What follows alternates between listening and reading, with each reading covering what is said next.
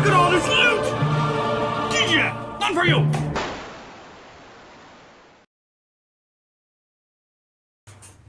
Welcome back, I'm Captain Xavier, and I am still a shameless fan of getting free stuff. So, here is the latest shipment that NFStrike has sent me. They contacted me about these two items, and I then said I'd love to review those, and then also mention these other three, and they went ahead and sent me those as well.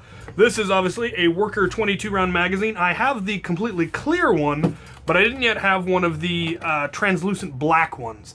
And so I wanted to see how I felt about those, whether I liked the being completely clear, or if the smoky black one would still allow me to see how much ammo I had, but make it a little bit harder for my opponent.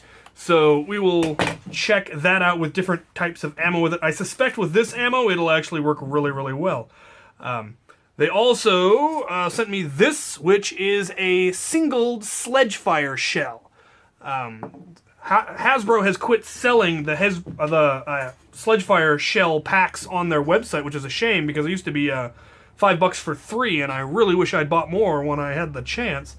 But now they are producing this, so I'm going to go grab my Sledgefire. Alright, let's see.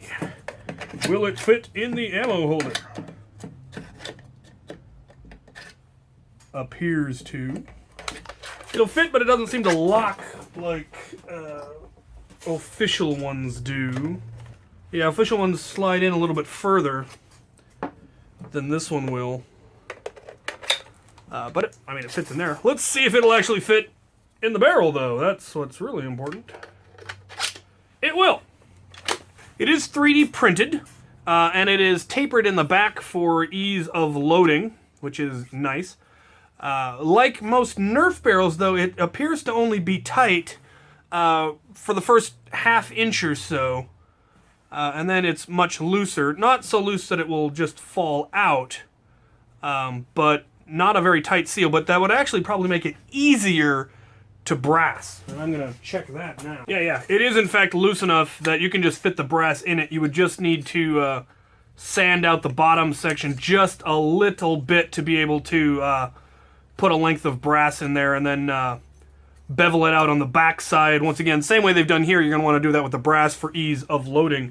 But that would be a very simple way to create very powerful brassed shells, because these are practically nothing on their website. The link will be in the description. Yeah, so let's see what it fires like just normally. Beautifully. Lovely. All right. Next thing they sent me, this was one of the things that they wanted to send me, was this Worker sight set. So it comes with 3 parts. Your front sight, which is adjustable up and down, which is neat. It's injection molded plastic, very sturdy looking, and they do flip down. So there's a button on the side to flip down, push the button and they pop up. And then there's a dial in the back that allows you to adjust the elevation of that front pin, which is pretty neat. This one, which I assume is the back sight, also flips down, push the button, and it flips up. And this one has both a large opening and a pinpoint opening, very, very small opening, and that just flips up and down. And then this one has windage, side-to-side alteration, which if you're firing something like a Caliburn or a Prophecy and they're actually accurate enough for that to make a difference, if you notice that your blaster reliably fires to the right or the left, you'd be able to adjust for that using this, which is really, really neat.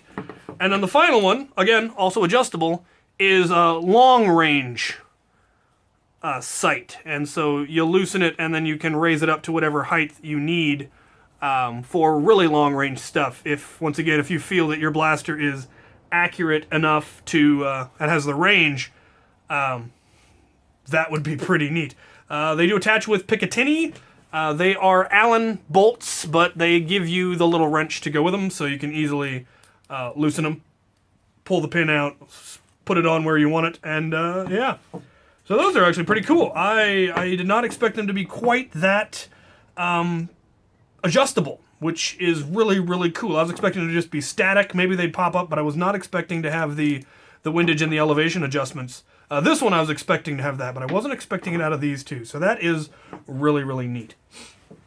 The next item that they wanted to send me was this assembly, which I thought they were only sending me the foregrip. I was not expecting to get the entire pump kit assembly. This one is made by Mengun, and it's marked on there. And it appears to be a Retaliator pump kit. And then it has this foregrip, which is like the Stampede's foregrip, is a self-deploying bipod. A number of differences. The plastic for the bipod is not the best quality. It seems a little bit brittle and a little bit possibly thin. It's not as heavily constructed as the one that comes with the Stampede, and it doesn't lock particularly well. If you bump it, it will come loose rather than just having to push the button. So that's not hugely in its favor, and that might just be this one's not locking as well. The other, it'll just pop loose. The other difference is that it connects with Picatinny, and this one does not require a wrench. It is a thumb loosen, and then it attaches with Picatinny, so that's lovely. The actual pump kit, on the other hand, is excellent construction. The bars are a very thick, I believe, aluminum. They're definitely metal, and given how light it is, I assume they're aluminum.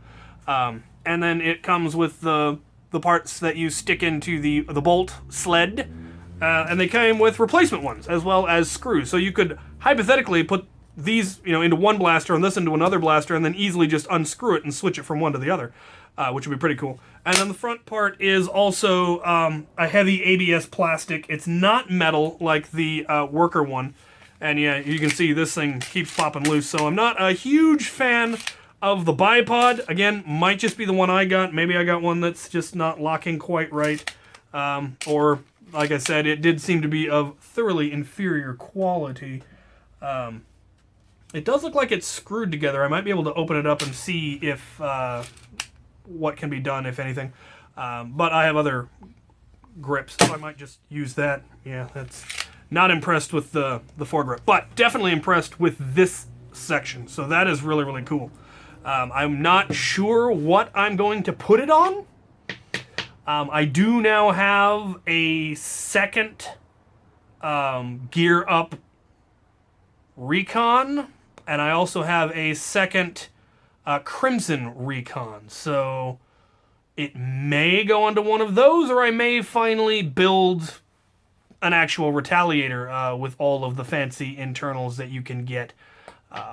Let me know what you guys think I should do. I'm tempted to leave one of each of those fancy recons stock, and I've already modded the other two, so I may just go ahead and build myself a Retaliator. Anyway, let me know. And last but not least, we have ammo, because I always ask them to send me some kind of ammo, because I like testing different kinds of ammo types. And these ones, as you can see, are pure black, which means you're never going to get them back.